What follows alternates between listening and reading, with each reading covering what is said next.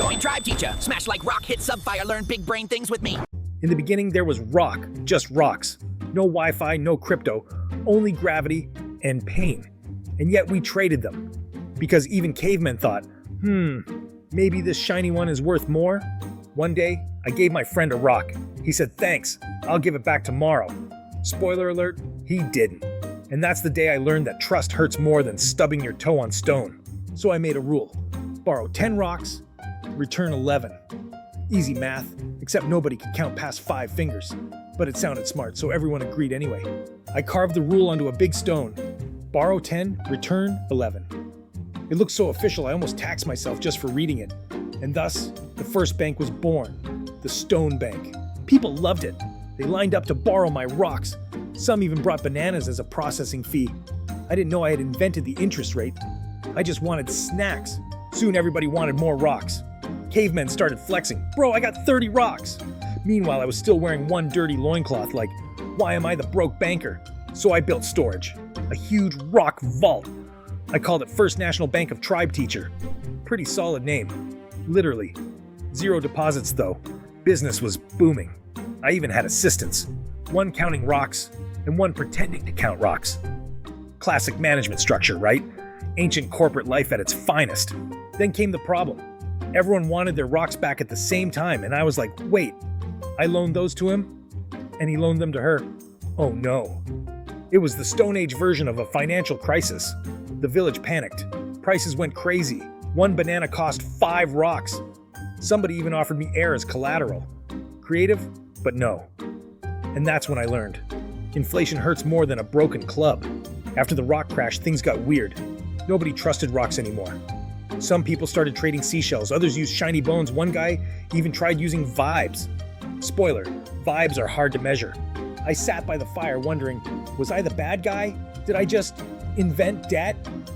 Then I shrugged and said, at least I didn't invent taxes. The baby mammoth next to me nodded in agreement. We were both broke. Then one morning a villager came running, screaming, I found a giant golden rock. Everyone lost their minds. Suddenly gold was the new hot thing. I said, cool, but does it taste like banana? Nobody laughed. They were too busy hoarding. People started digging, mining, polishing, fighting. Everyone wanted more gold. We even had a slogan that, in gold we trust. It felt powerful, spiritual, and extremely dumb in hindsight. I opened Tribe Gold Bank. It looked fancy, smelled like wet fur, and had a waiting list. Everyone wanted to deposit gold. Everyone also wanted to borrow it. I should have known that's how bubbles start. Too much shiny, not enough brainy. Soon gold fever took over. Villagers built huts just to store their nuggets. I walked around thinking, you can't eat that, you know? But they didn't care. Gold made them feel rich. Then came the smart investors. One guy offered future gold. You pay now, he gives later. Another guy made gold tokens made of mud, claiming they were backed by real gold somewhere. Sound familiar? Yeah. History repeats faster than TikTok trends. And of course, it all popped. Rain came, floods washed away the gold huts, and everyone cried louder than the mammoths. Turns out gold doesn't float. When the chaos ended, I stood in the mud, holding one shiny nugget left in my hand. I looked at it and said, maybe it was never about the gold. Maybe it's about believing in something that isn't shiny. Then I tripped on a rock and lost it again. After the gold disaster, I thought things would calm down, but no, the village found a new obsession. Real estate. Caves. Suddenly, everyone wanted one. It's not just a hole in a rock, they said, it's an investment. At first I laughed. Then I saw cave prices double. One guy sold his cave for a mountain of pebbles and retired to the beach. Another started flipping caves, bought one, added a torch, called it luxury. I realized I was witnessing the first housing bubble. In literal stone. Rent started rising fast. My landlord said, cave rent increased due to high demand. I said, it's the same cave, the same bats, the same smell. He shrugged and said, market forces. That day I learned what pain smells like, damp moss and despair. I tried to negotiate. Maybe I pay you in labor? I said. He smiled and handed me a broom made of twigs. Congratulations to me, from banker to janitor in one generation. Then came the premium caves. Bigger doorways, echo-proof walls, Optional skylight, which was just a hole made by lightning. People paid triple for it. The salesman said, "It's not expensive, it's exclusive." And that's when I realized marketing existed before money. Soon everyone was renting, subletting, or refinancing their caves. One guy even started renting a shared cave. 8 people, 1 corner each. He called it community living. I called it expensive hibernation. I tried to buy my own cave. The rock agent said, "Down payment, 20 shiny stones." I handed him 19 and a really confident smile. He said, "Nice try, but smiles don't hold value." Funny how that line still applies today. So I moved into the forest instead. Cheap rent, fresh air, and plenty of dodo roommates. They snored, but at least they didn't charge interest. I sat by my campfire thinking, maybe I don't need a cave to feel rich. The flames flickered like laughter from the universe. After escaping rent life, I promised myself, no more borrowing, no more debt. That lasted about 3 sunsets. A friend came by and said, "Hey, lend me a rock. I'll pay you double after mammoth season." It sounded like a good deal. Spoiler, mammoth season never ended. Soon everyone was doing it, trading promises instead of rocks. No one actually had money, but everyone owed someone. We called it community trust. In reality, it was mutual stress. To keep track, I made small clay tokens. Each one meant "you owe me." I thought I'd simplified life. Instead, I created paperwork. Before long, I had a pile of these little tokens, IOUs from everyone in the tribe. It looked impressive, but deep down, I knew the truth. If nobody paid me back, all I had was a mountain of maybe. One day, a villager asked, "Can I borrow your IOU to show someone else I have money?" I said yes. He used it to buy a mammoth steak. The seller then used it to pay his landlord. By nightfall, my IOU had traveled more than I ever did. I realized something strange, but my debt had become currency. People were trading my promises like treasure.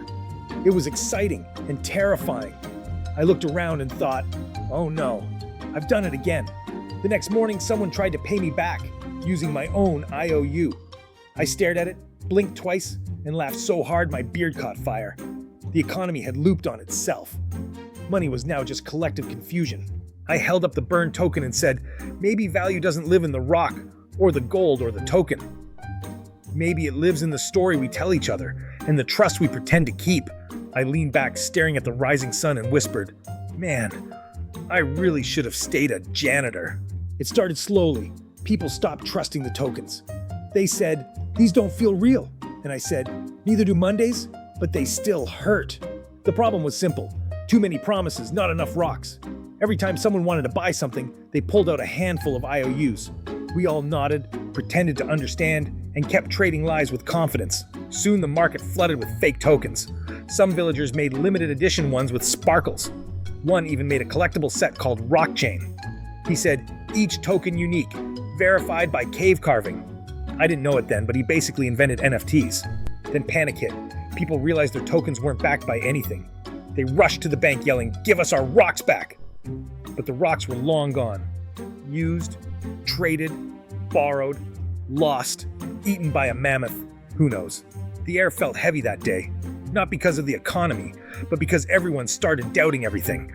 Their rocks, their neighbors, even themselves. When trust breaks, the world gets very quiet. I sat outside my empty vault, watching the sun set on what used to be my empire of promises. Smoke rose from nearby fires, people arguing in the distance. And I realized something painful. Value only exists as long as people believe it does. I picked up a single rock, smooth and warm from the sunlight. It felt heavy, not from weight, but from memory. This same stone had once been money, a gift, a debt, a dream. Now it was just a rock again. I laughed softly and whispered, you didn't change, we did. That night, I threw the rock into the river. It sank slowly, leaving ripples that shimmered under the moonlight. And for the first time in a long while, I felt light. After the money disappeared, I noticed something else vanishing too. Feelings. Not gone, just cheaper. A thank you didn't mean as much. A smile felt like small change. Back then, if you shared a roasted yam with someone, they'd remember you forever. Now, you give them a whole mammoth steak and they say, cool. Got any sauce? It wasn't just currency that inflated, it was gratitude. I started calling it emotional inflation. The more we have, the less we feel it. The first sunrise is magic. The 100th becomes background noise. The first gift warms your heart. The 10th just fills your shelf. I once gave a shiny pebble to someone I liked. She smiled, said it was beautiful, and kept it on her cave shelf for moons. Months later, I gave her a bigger one. She shrugged and said, "You already gave me one." That's when I learned feelings lose value faster than money. I thought about the economy we built. Rocks, gold, shells, tokens, promises. Everything we called valuable came from the same place: belief. We made meaning up, shared it, and called it real. But when we stop appreciating it, it stops existing. That night, I sat by my small fire, watching the sparks rise and fade into the cold sky. Each spark was a moment, glowing, beautiful, gone. Maybe that's all value ever was, a tiny, bright moment we choose to notice. I smiled to myself and whispered, maybe I don't need more rocks. Maybe I just need to remember why the first one mattered. A gentle breeze passed through the trees, and I swear, for a second, the universe nodded back. The morning after the collapse, the village felt quiet. No trading, no shouting, no haggling, just the sound of wind and birds trying to cheer us up. Even the baby mammoth looked depressed. We'd hit rock bottom, literally. So I called everyone together. "Listen," I said, standing on a log, like some prehistoric motivational speaker, "we've spent so long chasing shiny things, we forgot how to share." They stared at me in silence. Then one guy sneezed. Okay, maybe not the dramatic moment I imagined. Still, we started small. One villager shared extra fruit. Another helped rebuild a broken hut. Someone even played music by banging sticks on rocks. Surprisingly good beat, by the way. Bit by bit, something started returning. Not money, but connection. We stopped asking, how much is it worth? And started asking, who is it for? And somehow things got easier. The food tasted better, the fire felt warmer, the days didn't feel so heavy. One afternoon, a kid ran up to me with a rock in his hands. He said, "This one's for you, teacher." I took it, smiled, and said, "Thanks, but what do I owe you?" He shrugged. "Nothing. You taught us how not to need." For a second, I just stood there, this old caveman holding a rock that suddenly felt more valuable than all the gold and IOUs in the world. It wasn't currency, it was gratitude made solid. That night, the village glowed again. Fires burned, laughter echoed, and music bounced between the cliffs. I sat back, looking up at the sky full of stars, thinking maybe the best economy is the one made of shared stories. I raised my rock toward the moon like a toast. To trust, I said, to kindness, and maybe to learning from our very, very dumb mistakes.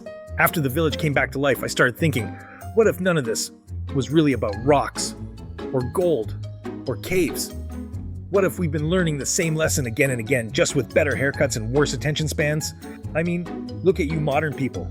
You still trade promises, just fancier ones. You call them credit, stocks, crypto. Same story, different shiny packaging. When your markets crash, you panic like we did. When your prices rise, you blame someone else. And when your cave rent goes up, you still cry into your moss pillow and say, "Why is life so expensive?"